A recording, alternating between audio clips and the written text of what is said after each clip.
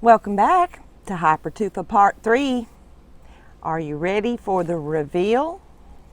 Up first are the first set of pumpkins and a few little pots that I had made. And here is the reveal, taking them out of the molds. Now remember, they're still going to look quite dark and they're still pretty heavy because it takes a good 2 to 3 weeks for the second cure for them to completely lighten up both in color and in weight. But here's the first ones. Well, it's been 2 days for this first set of pots and molds, pumpkin molds that I made with the Hypertufa. Are you ready for the reveal? I know I am.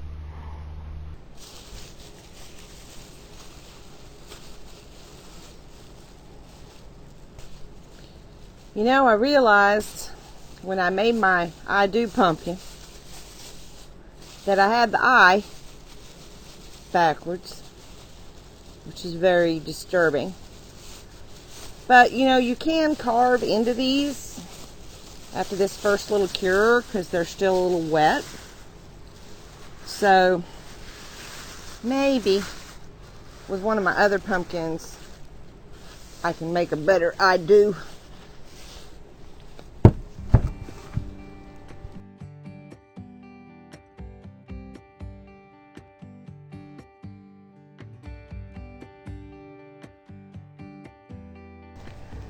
Man, if I just hadn't had the I backwards.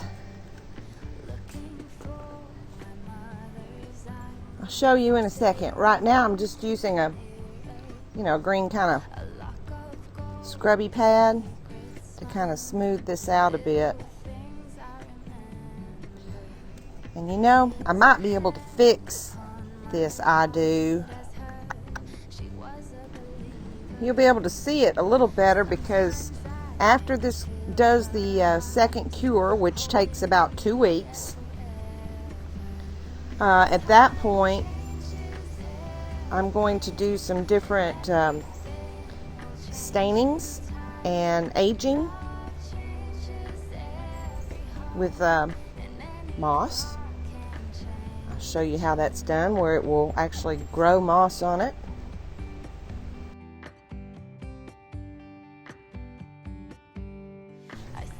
I've been carving on it a little bit. Now I'm going to take my wire brush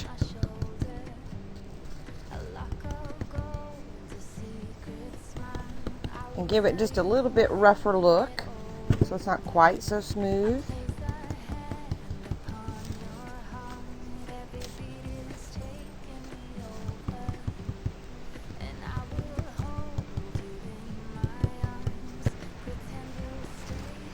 I'm actually using some of this kind of wet stuff that I've been scraping off, some of the wet, damp Hypertufa to kind of fill in around these letters a little bit, just to define it a little bit more. It might hold. If it doesn't hold, I guess I'll be carving another pumpkin. Okay, I'm going to show you a close-up of the I Do as it is now, and then I'm going to try to repair the I.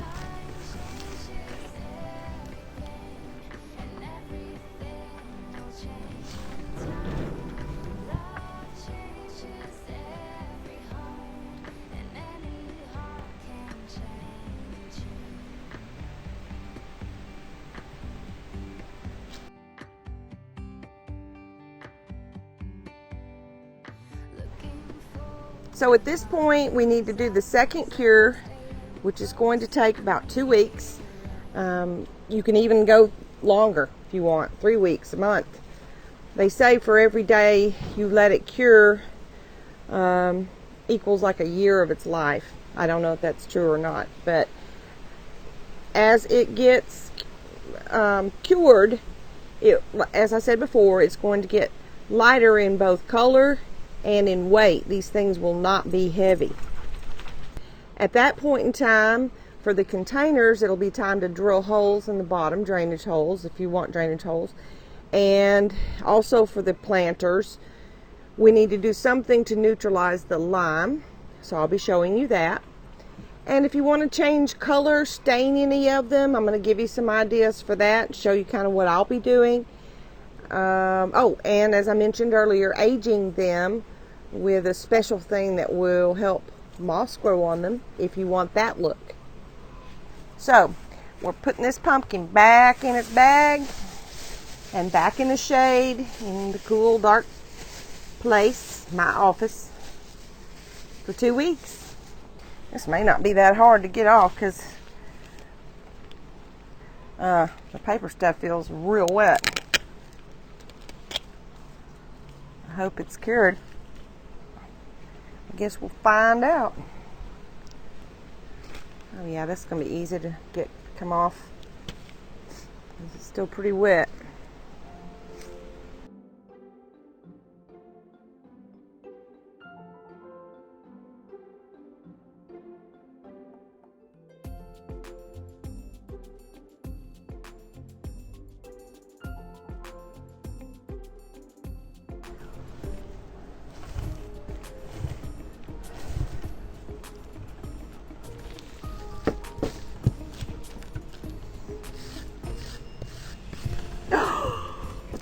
I just broke off the top.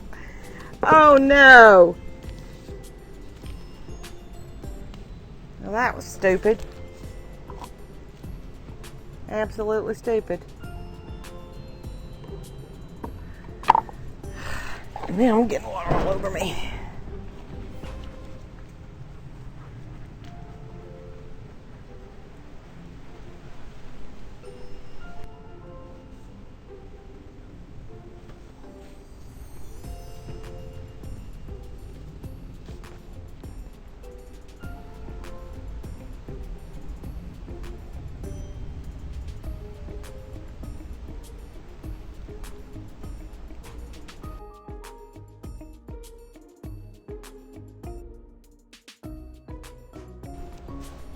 I'm through messing with this pumpkin.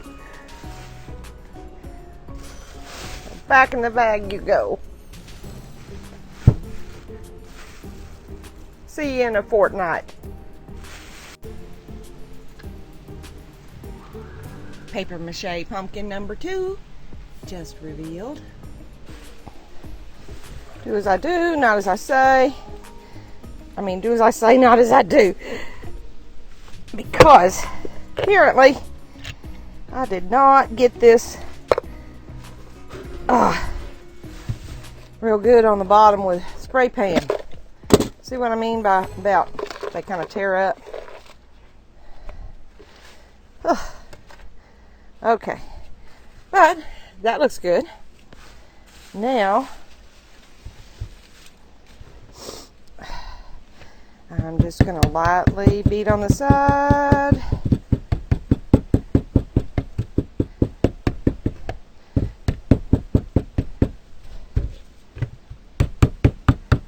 And it released.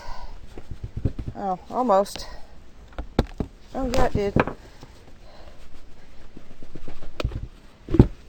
Voila.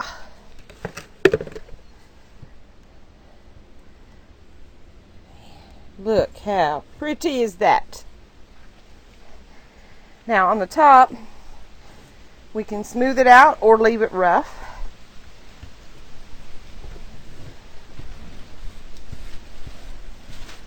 I think I'll do a little smoothing on it.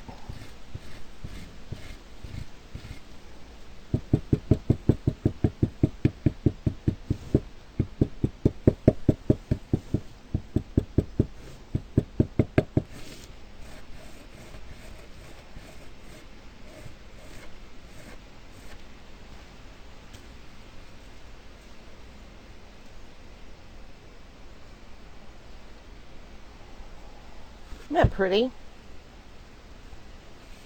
Now this is what it looks like with the perlite. You get some bigger holes.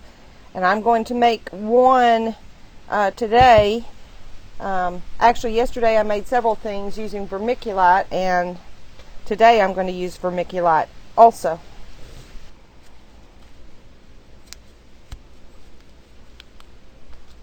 Okay. Option number 2.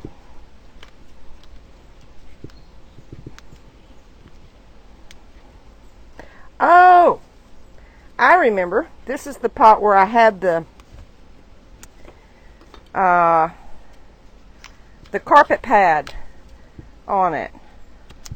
So that may be why I'm having a harder time here.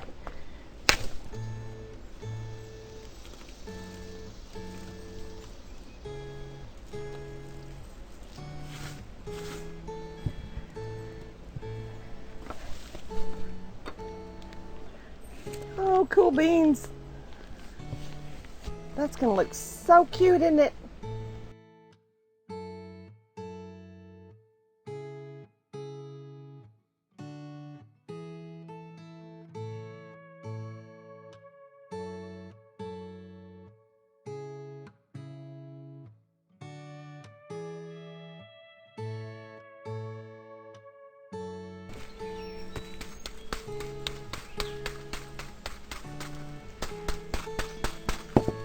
Now this is the one where I put the plastic on the inside of the container to show you how it can look, the wrinkled linear look like scratches in rock.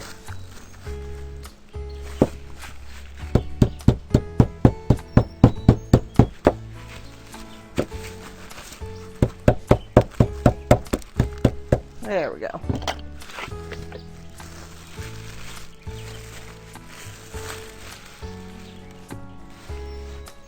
Isn't that cool?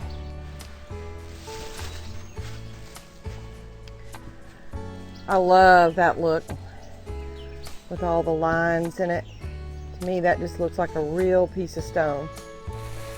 My I Do pumpkin has been curing in its bag now out of the mold for about 4 days.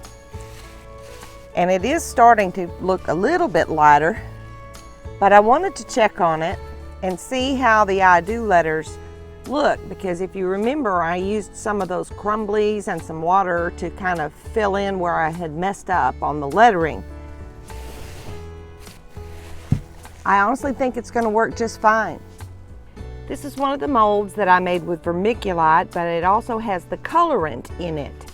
So I actually put some sand inside this center pot too, just to kind of help hold it down. So that slipped right out. I think we've got it. Voila!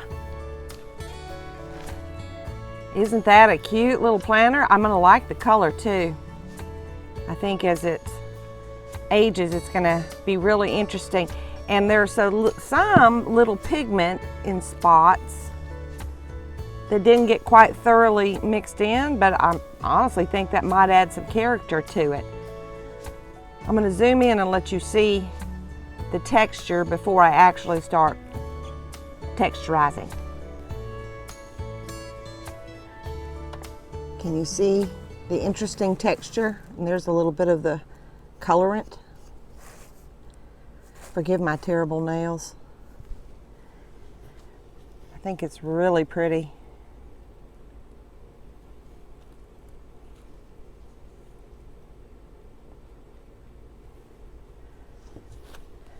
Honestly, I'm rather fond of the way this looks just as is. I don't even think I want to do anything to this top. I like the top looking rough and I like the sides looking smooth. So let's move on to another one.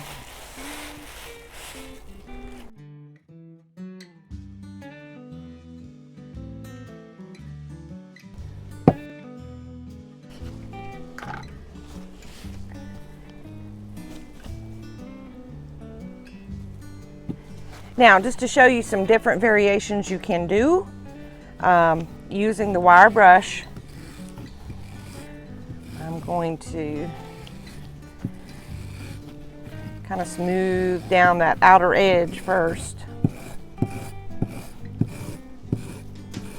And even though I'm very fond of this smooth texture, I'm going to show you what it can look like if you rough it up a little bit.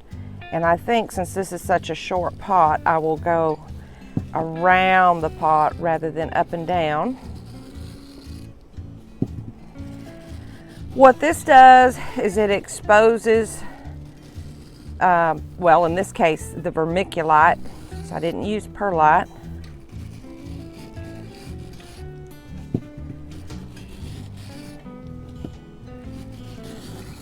By going around like this, to me, it gives a little bit of the look of travertine.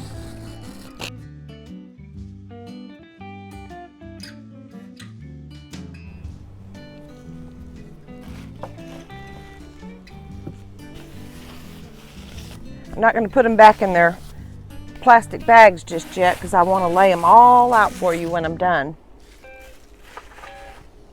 All right, this is the one that I made exactly like the very first pot that I showed you, only this one was done with vermiculite.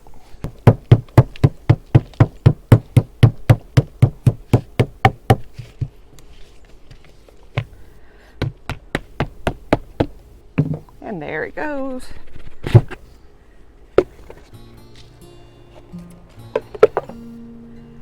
Nice.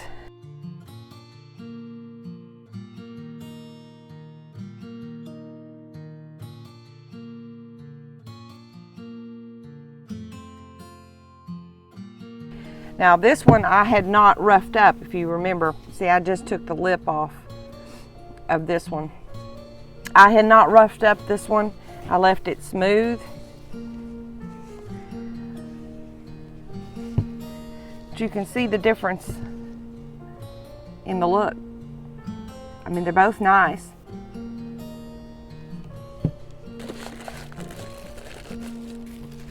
Come on.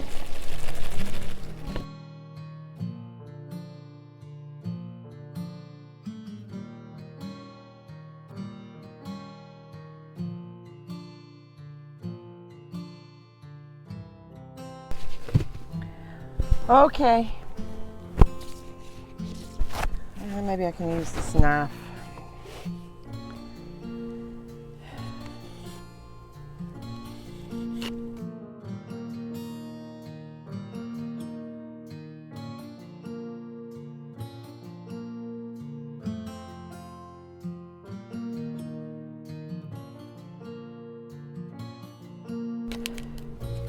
All right, enough's enough. I'm going to get a cutting utensil. I'm getting the samurai. The sucker's coming off.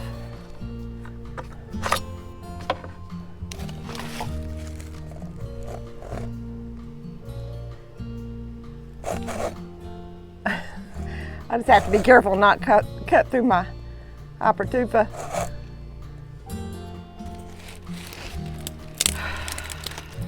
Finally.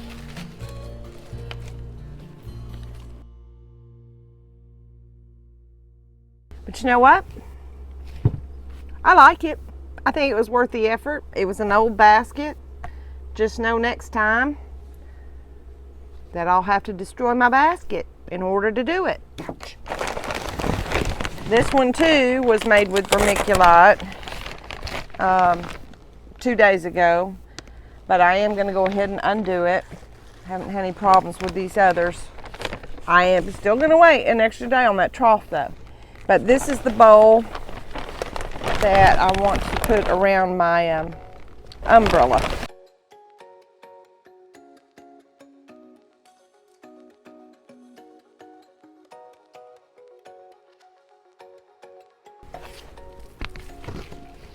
Oh wow. Not even having to bang on that.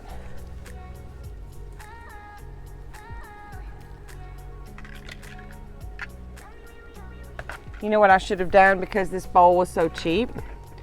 I should have put some duct tape around the outside, because it looks like it got a little misshapen. Yeah, it's more of an oval. I will have to put some kind of flowers in this that disguise that it got a little lopsided.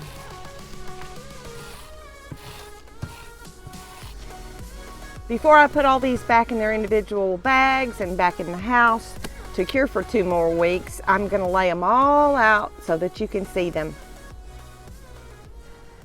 We're back for the final reveal of the trough. But before I undo it, I wanted to say a couple things, additional things. You know, you can use something as simple as a cardboard box to make forms. I would suggest if you do that, that you add duct tape around the outside to strengthen them, and then of course you'd need to line it with plastic. Also, to know when your mold is ready, you can do the fingernail test. If you can penetrate it with your fingernail, you need to let it go for another 12 to 20 hours. If it takes a screwdriver to scratch it, then you're ready to unmold. Now, I'm a little stressed on this because there are a couple spots where I think I could penetrate it with my fingernail, and I probably should wait, but I'm impatient and I want to get this done, and it has been 3 days. So I'm going to try it, and we're going to hope that I don't break it. I've already removed the sand inside the house. Now you're going to feel that it's very damp, and it's going to be that way because inside the plastic bag you're actually kind of creating a little mini greenhouse of humidity, because the moisture needs to be there because that helps it cure. If you've ever watched a concrete pour, you'll see that they spray water on it quite a few times before walking on it and that kind of thing. Water actually strengthens the concrete, so that's why you keep it in a plastic bag. Now I see that I'm not even going to have to tap on these sides because I can see they're loose. Remember, I used a whole bunch of Pam. But I am going to get my helper in here, Mr. Randy, to help me flip this over carefully. Side. Which way are we flipping it? We're going to go this way with it. Let's turn it up on its end first and try to support that. Okay, now we're going to flip the whole thing over gently, gently, gently. And it already came loose. Pull this off. Flip it back over. Perfect. Flip it back over. Yeah, let's flip it back over.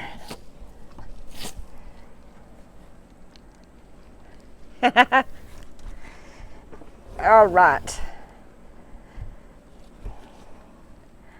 Well, the inside's not pretty. Well, I know, but I thought they might like to see it. Yeah. Now, most troughs are not necessarily smooth like this. You get the smooth texture when you're using a plastic tote. If I had lined it with plastic, thin plastic, like I did that other little tiny container, I'd already have my crinkles and lines in it and a little bit of a rough texture. But I am going to rough this up a bit. First thing I'm going to do is carefully kind of get some of this top edge a little bit smoother. You know, I was thinking about it as I was watching my own reveal, editing for this video. The tops are always rough because you're just using your fingers to smooth it out. And going back to my decorative concrete days when I had my store, Faux Biz, we would use, and I mentioned this before, we would use saran wrap. And I'm thinking one of the next times I try a pot where I want the top absolutely smooth as well, that I'm going to use the saran wrap. You just lay it down and just kind of gently rub and press with your hands, and you're going to get a lot smoother finish, because this is not smooth. Not that it really needs to be, because like I said, these troughs, if you're trying to make them look original to the old ones from the 1800s, they were rough. Need to be real careful here because I might end up breaking a whole chunk off, and that would not be good. See, it's still quite pliable.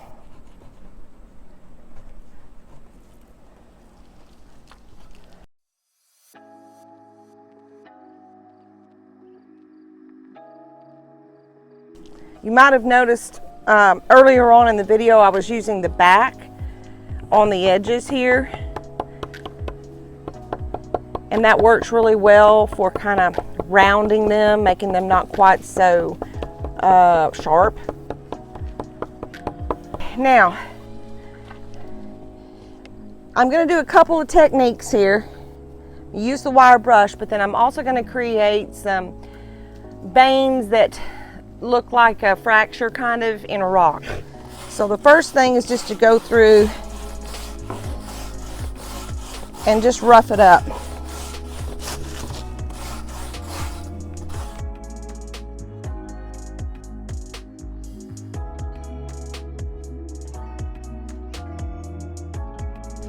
All right, to create a vein, you could use a number of things. You could use a razor knife, a screwdriver. I'm actually going to use the tip of this, the edge of this, to create some vein structure.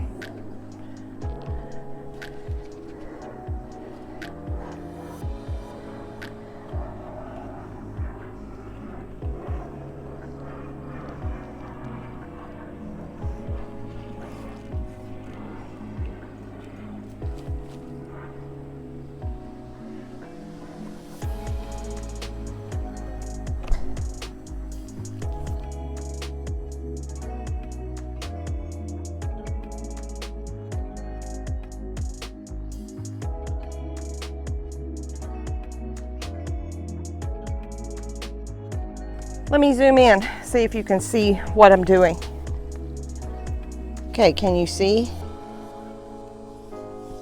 And that's going to make it look even more like a real piece of stone, because stone has these veining layers and stress fractures like that. So I'll go all the way around it, and then we'll be back.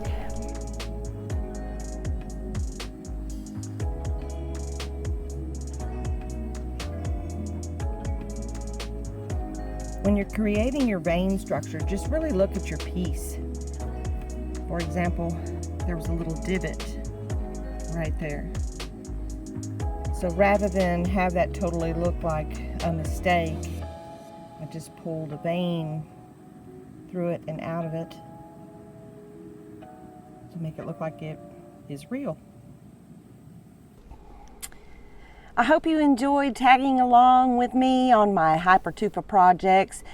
Look for Hypertufa, what would that be, part 4 in 2 weeks, where I will finish up, show you everything you need to do to finish up your projects and start planting. I'll be switching back now to projects for the wedding, some cool things, and along the way, I'll probably throw in some other Hypertufa videos, start to finish. I'll just fast forward and remind you, if you need complete instructions, go back to this series. But I have some very cool ideas. Some of you on Facebook know one of them, but you don't know all of them on my group page. I have to keep some things secret, right? And as always, remember, say it with me, bye, and have a good one.